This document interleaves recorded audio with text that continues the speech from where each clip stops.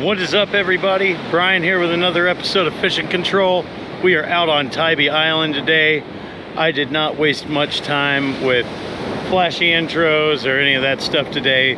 Only have a couple hours, so I didn't want to fiddle with that too much because I want to really break down what I'm actually doing and what I'm using out here on the beach for you guys. So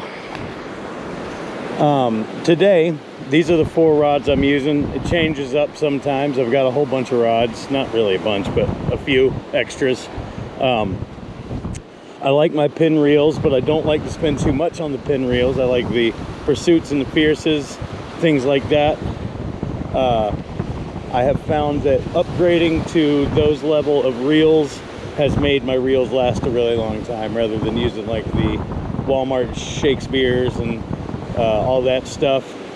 These reels have done great for me. And I just put them on inexpensive surf rods. These are 10 and 8 foot surf rods. This is the Ozark Trail Grit Stick. These are Daiwa FTs. This is a 10 foot. This is a 8 foot. These are all medium action, very medium action. I don't even like medium heavy on these because the medium action really loads up the rod and makes it easier to cast for these basic setups. And this is a Shakespeare Tidewater rod that I don't even remember where exactly I got it. I've had it for I think 10 or 12 years now. Everybody's got Power Pro braid on it right now, except for the small reel, which is on Daiwa J braid. And everybody's got fluoro leaders. I like fluorocarbon because it's water neutral. So whatever I decide to do with floats and beads and stuff is what the bait's gonna do. Very natural in the water, and harder for a fish to see. It kind of disappears in the water. So, I mean, every little bit counts there. And I've got a variation of Pompano rigs, whiting rigs, different colored floats, some that I painted myself, some that I bought. This guy's going out with a big hook and no float. Sometimes that works. Sometimes that works, especially for some of the bigger fish. So, and I'm gonna use, I've got some, where did the pack go? I've already lost it.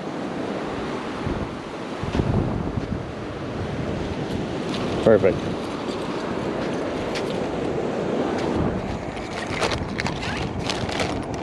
Yeah, here we go. I've got some fresh Fishbites I'm going to use. I was going to try some crab ones, honestly, but these were the best looking ones I had at the store. So this is what I got: pink shrimp and the pre-cut strips. Either way, doesn't matter because I cut them up. So, and I'll show you what that looks like. So there we go. Somebody once said, can't remember who it was, that very few things in nature are square, but there's a whole bunch of diamonds. So I kind of cut them in diamond-y shaped strip, angular strips, about yay big, sometimes even smaller. And I caught my PB redfish with a piece of Fishbites this big on there. So I'm gonna get those on the hooks, and then we're gonna talk about the shrimp. Okay, so we're gonna start off with a couple of them. And my first 2 or 3 or 4, I like to throw the shell in the water. Most of them I will take the shells back with me, but a little bit of chumming never hurt anybody. Let these fish know, hey man, there's some shrimp over here. Get a little oil in the water. And then we're gonna just cut these dudes into some little sections.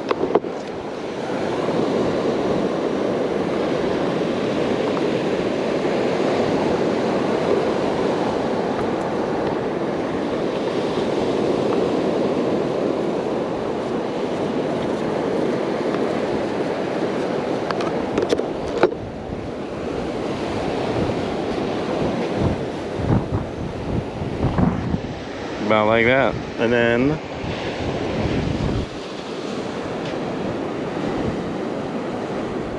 make sure my Fishbites are slid up. Go into the shrimp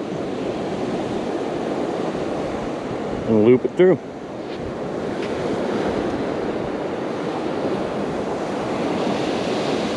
into the shrimp, loop through. So something I didn't mention before was sinkers. I was gonna go with tsunami sinkers, but I've upgraded the bigger rods to 6-ounce Sputniks, so that because I know there's gonna be some current. When this tide starts moving in, there's gonna be some current, and some pretty strong current. And these 4-ounce storm sinkers, that's what I'm using on the small rod.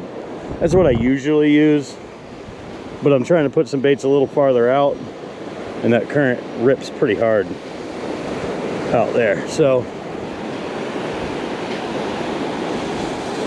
this is what we're doing.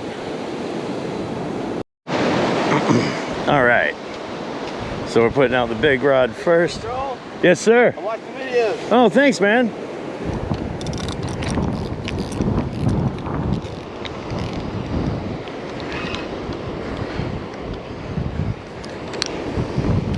Random subscriber riding by on the beach. That's awesome.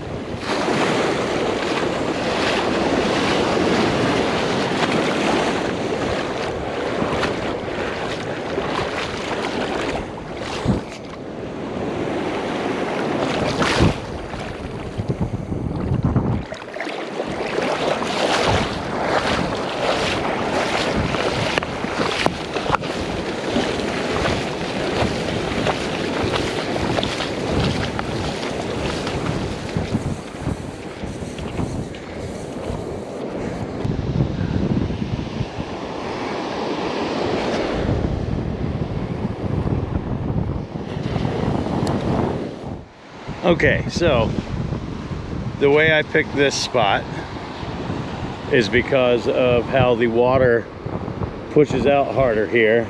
There's an outflow in this bar over here.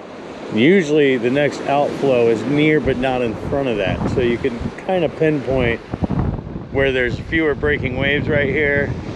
There's probably a cut out there in the next bar. Super subtle here in Georgia, so it's hard to read stuff. In fairness, I'm wrong a lot. I have to move sometimes, but I come to this spot quite a bit, so I kind of know they're usually in a similar area. They, you know, will move throughout like later in the year, but right now it's been right about here. And I don't know how far out the fish are right now, so I got some close, some far. The big bait on the end is pretty far out. I waded into like knee deep to cast it. The next one is kind of close. It was a pretty solid flick. It's got a 6-ounce weight on it, so it went shy of the first bait. The third bait, on the grit stick there, the black and white rod, I waded out to stuff deep water and launched that, so it's as far out as I could get it. Definitely the farthest out of these 4 rods. And then the 8-footer here close was just a little flick, right basically where I think the next trough is. So it should be at the deepest part between the 2 bars. I think the rod on the end is on the back side of that bar, the next bar. I think the next rod is on the close side of that bar. I think the longest rod is maybe even in the next trough or on the back side of the I'm hoping it's on the back side of the next bar. And then this guy, of course, right in the cut there, which trough and bar, it's basically this again. You can tell what it looks like. It's not even much of a sandbar, so, you know, it is what it is. Hopefully I'll get a bite. That's a real bite here.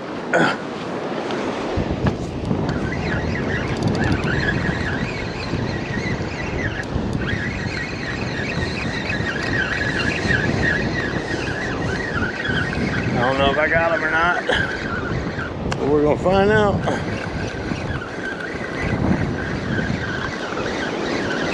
I think so. What are you?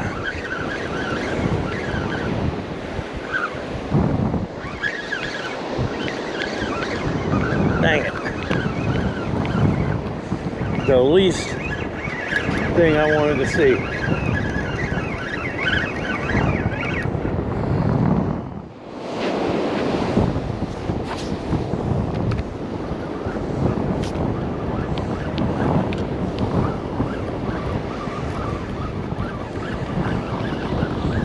Could be a fish on it.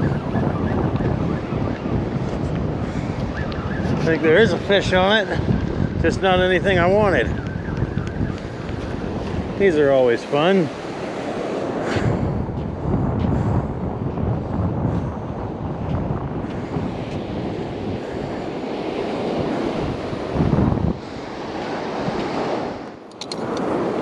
So these are fun.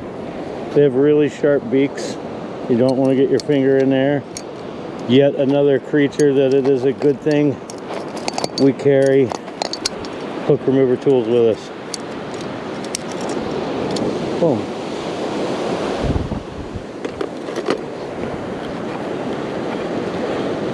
These ones with the, oh, is he pooping? He might be pooping. Yeah, they grunt and they puff up when they're scared. You might want to deflate a little there, buddy. You're gonna burst. Come on out here, buddy. I'll give you. Now they have a hard time with the waves, so you kind of got to go out here a little bit and then give them a little like softball pitch over the breakers, and he'll deflate and take off. That wave will help him out, actually.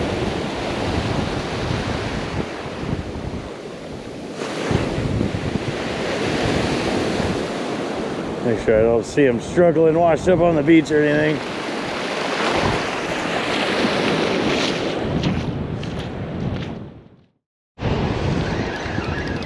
Good hit on here.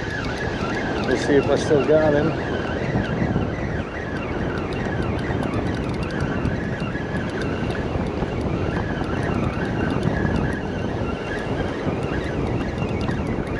This was on the farthest out rod.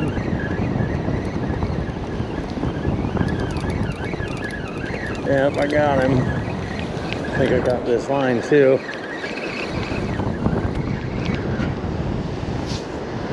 There's something on my other rod on the end.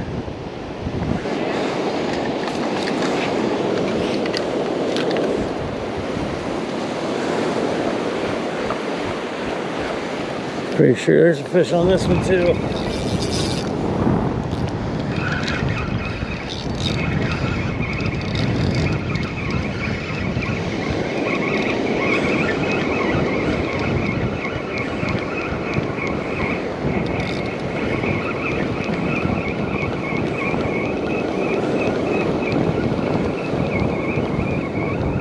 Let's see if I got this one.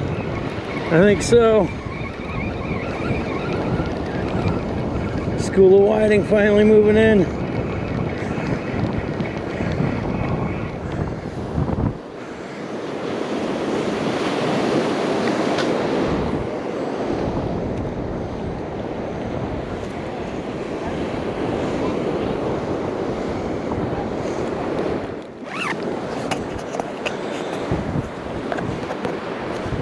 Yep, that's it here.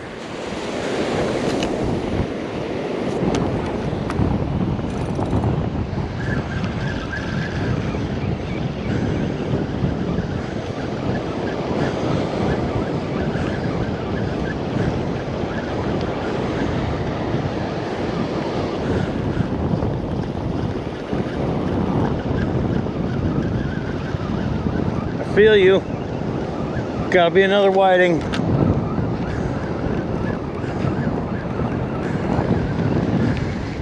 Yeah.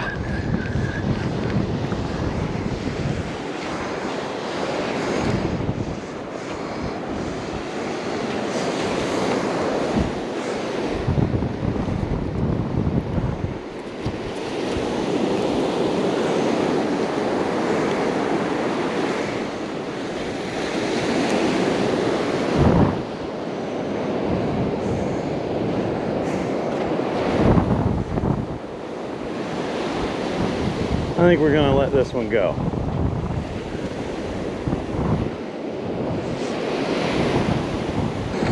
It's a good hit on the 8-foot rod.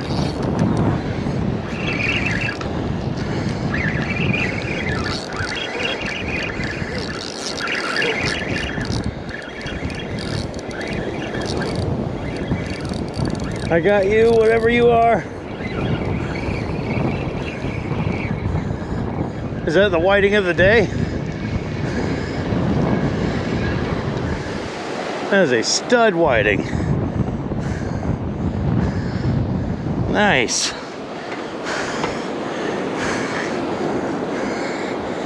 Biggest one of the day. On the small rod.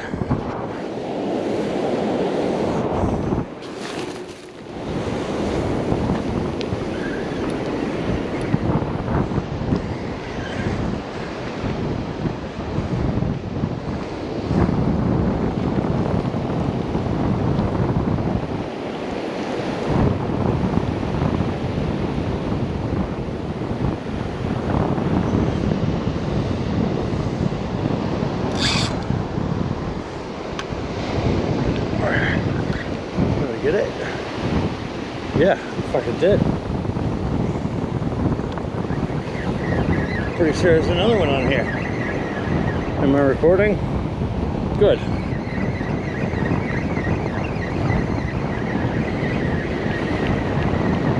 Please be there.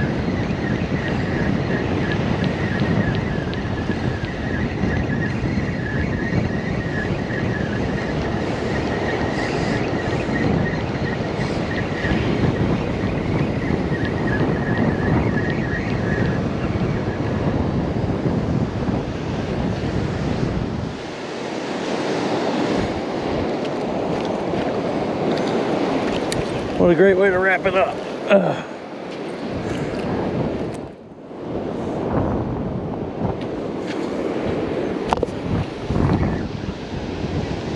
That's another one on the small rod too. Pretty sure of it.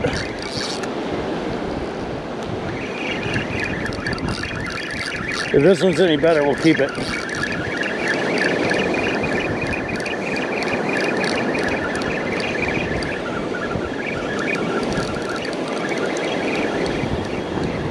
Or if it's a better kind of fish, probably another whiting though.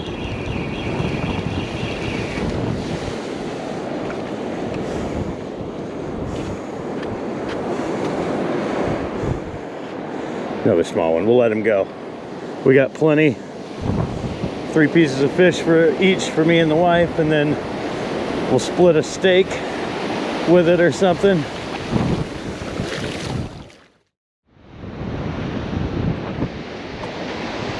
Alright guys, the sun is setting behind the dunes. We have caught our share of fish for the day. We are going to get the heck out of here and go get them cooking. Thanks for watching Fishing Control, and we'll see you on the next trip.